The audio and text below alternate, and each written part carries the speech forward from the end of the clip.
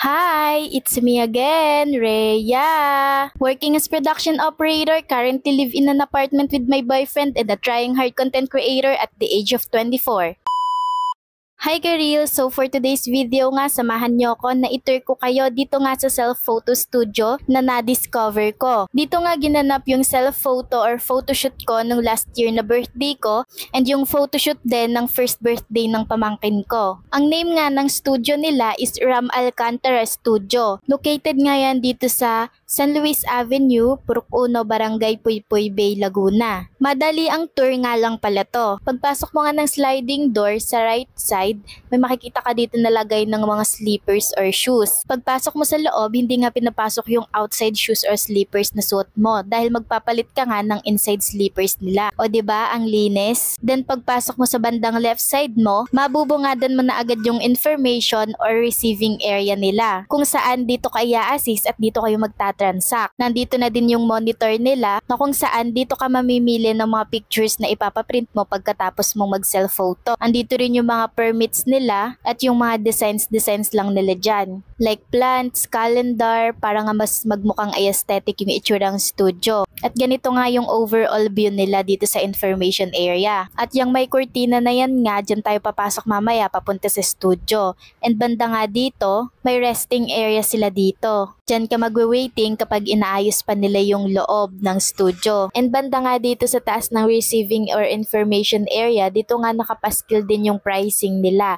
Tingnan nyo na nga lang para malaman nyo din kung magkano. Yung package B nga pala yung in-avail namin kasi nga dalawa kami ng boyfriend ko. Last year pricing pa nga nila to, so hindi ko na alam kung tumaas ba or bumaba. Kung interesado kayo at gusto nyong malaman kung magkano siya ngayon, much better na i-message nyo sila through Facebook page nila. Or pwede ding walk-in para makita nyo na din yung studio. Banda nga dito sa tabi may mga designs lang like calendar, artificial plant, and dito sa tabing sulok na to meron namang whole body mirror. Diyan mo titingnan kung maganda ka ba talaga o nagaganda-gandahan ka lang. Ayan, parang ako, tamang ganda-gandahan lang. At sa gilid nga din itong whole body mirror, nandito yung photo wall. Ito yung pagkatapos mong mag-photoshoot, bibigyan ka ng free tapos ididikit mo dyan. At nandyan nga kami ng boyfriend ko. Hanapin nyo. Ayun, banda nga kami sa may ibabayan. At katabi na nga nitong mga photo wall yung entrance papunta sa loob ng studio. At ito na nga siya. 1, 2, 3, tada! At ayan na nga ang loob ng studio. Pagbukas mo ng kortina sa kaliwang banda, ito nga'y mabubungadan mo yung resting area or waiting area nila. Then sa gilid nito, nandito yung mga prop. Ang mga props nga na to ay pwedeng gamitin ng libre habang nagpo-photoshoot. Ang lagi lang nilang pinapaalala kung gagamitin ay huwag sirain at ibalik kung saan kinuha. Medyo madami nga din yung props nila dito like glasses, artificial plants, flowers, chairs, mga birthday sash, and stuffed toys. At tabi nga din ito ay may photo wall ulit. At tabi ng photo wall ay ito na nga yung pinakang background ng photoshoot. Dito nga nila ginagawa yung pagpapalit ng mga background. Kung ano yung background na pinili mo, ayun nga yung ilalagay nila dyan. At sa gilid nga nito ay meron silang extrang background. Christmas background nga to. Siguro dun to sa mga nagpapa-photoshoot nung Christmas kasi nga last year nung pumunta kami dito December. And of course, December is Christmas season kaya siguro may paganan silang background.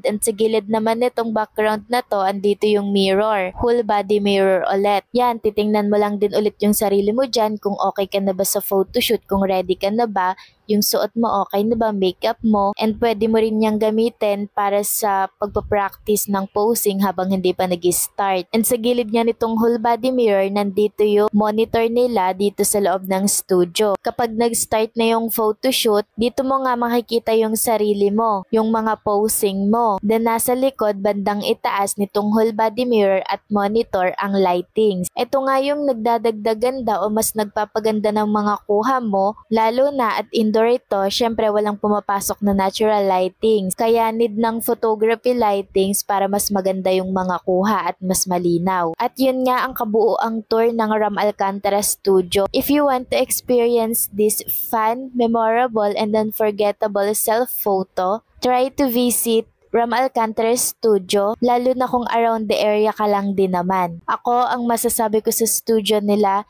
simple but napaka-elegant, napaka-aesthetic at napakalinis. At higit sa lahat, napaka-affordable pa. Kaya try nyo ding bisitahin minsan. And yun nga lang, thank you for watching. At kung nagustuhan mo nga to, please like, comment, and share. Follow my page for more. Bye! Love you all! Mwap!